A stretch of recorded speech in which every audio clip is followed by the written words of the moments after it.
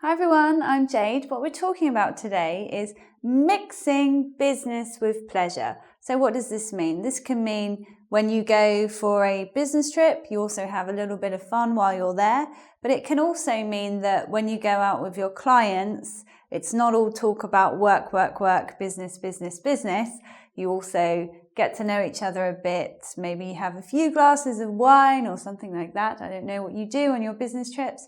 But it's not just about work. So I'm going to give you some conversational tips for your next business trip where you may decide to mix business with pleasure. So I've broken it down into different conversation topics. So we'll just go through those and you'll get some questions that you can ask to make yourself a dazzling conversationalist when you're next with your clients. So, I was thinking, where do these kind of business meetings happen? Often they're in restaurants. So could be the evening, could be a lunch meeting. So anyway, you're in a dining situation. You get in the restaurant. What do you say? You can say, "Have you been here before?" Or you might say, "What an impressive or charming or fascinating place." This one's an exclamation. You're making an observation about the place. If it's impressive, I would imagine that it's quite a fine dining, expensive kind of place. If it's charming, it's original and you've not really been somewhere like that before. If it's fascinating, what could that mean? Just maybe something unusual for you that you haven't experienced before. If you're the host and you are taking your client to that place, maybe you want to say something about the place and the reason why you decided to have your meeting there. You could say, "This is the best seafood restaurant in town." So you're trying to impress your client and showing them that you're taking them to all the best places. So you could change seafood. It could be Chinese restaurant, wherever you're going. So imagine you are in the restaurant situation. A really common conversation for you to have is talking about food in general, your likes and dislikes, and also making comparisons between countries and cuisine styles from different countries. So here are some questions you might ask. You can say, "Do you like English food?" Well, the joke there is that people around the world say that they don't like English food and it's really bad. So I wouldn't be that hopeful for a very positive answer if you ask that question. When you're looking at the menu, especially if the menu is in a language that you don't understand, you could say, "Could you recommend something?" Often it's quite polite, at least in British culture, to let the host decide what you're eating.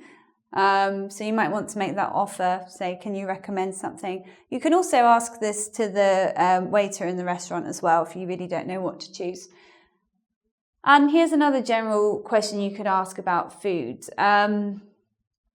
So let's imagine your client is from a different country and you don't know much about the food culture of that country. You could say, "What do Italian people like to eat for breakfast?" You might not know. This could start a conversation about food.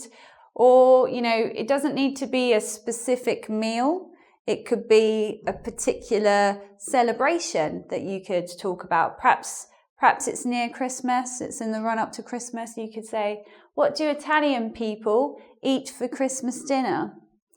In Britain, we like to eat something called a roast dinner, but what do you eat? So that could get your conversation flowing a bit. I must say that in my life, I've never had that many conversations about sports. It's not in my world talking about sport. But I know two general questions you could ask. Do you follow any sports? This means, do you watch them on television? Or you could say, do you play any sports yourself? So now you've been talking about sports. Perhaps you've discovered that you share a common interest. That means that you're both interested in the same thing. So you could be both interested in football, for example. Here's a question for you. What did you think of the latest signing at Manchester United? I know this about football and sport. When they get a new player, it's called a signing. So you could bring that into your conversation. What did you think of the latest signing? Talking about football. But perhaps you're a music fan. What would you say in that case? You've discovered that you both really like a particular music artist. You could say, what did you think of the new album? Spelling mistake. And you could, what if you're a fashion lover? A fashion lover, darling. You could say, what did you like the new collection?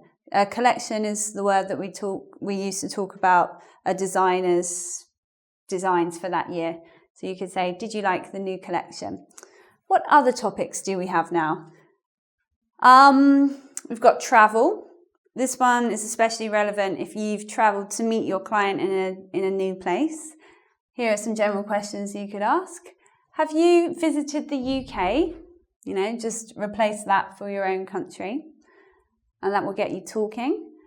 Or you could say, do you travel much? And then start talking generally about travel. Or what about family? Perhaps you'd like to know a little bit more about the personal life of your client. You could say, are you married? You could say, do you have kids? This one feels a little bit more personal than the other topics, so you'd have to be the judge if you wanted to talk about that. You may also wish to talk about news and politics. In dinner party situations in Britain, it's said that it's impolite to, that it may not be a good idea to talk about politics or religion because people disagree and it can get people arguing. So sometimes politics may be a risky subject for you, but use your discretion here. Let's look at this. Are you feeling the pinch? A pinch is when you do this to your skin, but that's a phrase economically for are you feeling the difficult times financially? Or you might say, what do you think the outcome of the election will be? Perhaps you've got a political event coming up in your country or in the other person's country, or more generally, like in the US, and you could just maybe start talking about that. And moving on, once you've had a delightful discussion about all different things, travel, family, your likes and dislikes, now it's time to get down to business. What does it mean to get down to business? I don't think you should shout it, actually. Let's get down to business. I don't think you should shout it. But, at some point during your business meeting, discussion, maybe you do need to talk about the details or your proposal or the offer. So that's a good way to transition it to finally talking about the whole reason that you came there for. Maybe you say this at the end of the meal for desserts. Another transition you can use is on that note. Perhaps you were talking about this. Maybe you're talking about the economy. And then you could say, on that note, have you considered our offer? So that means let's talk now and discuss the details of my proposal. Here's one. These ones are a little bit more fun.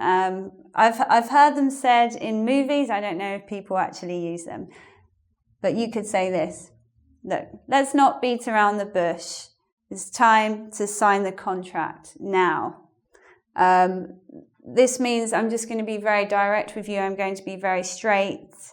We're going to cut all that small talk. I don't care about your wife and kids. It's time to do business. If you want to get to that part where you finally strike a deal, you can say this. So, do we have a deal? You can shake their hand, and you can say, when they're happy, you can say, let's shake on it. So this can prepare you for that client meeting, that social client meeting, mixing business with pleasure. Could be in a restaurant, could be playing golf, could be something like that. So it could be in a karaoke bar, I don't know. Well, what I'd like you to do now is go to the engVid website so you can do a quiz on this lesson. Plus, I'd like you to subscribe to my channel here. And I'd also like you to subscribe to my personal channel because I've got 2 channels. So you need to subscribe in both places, really.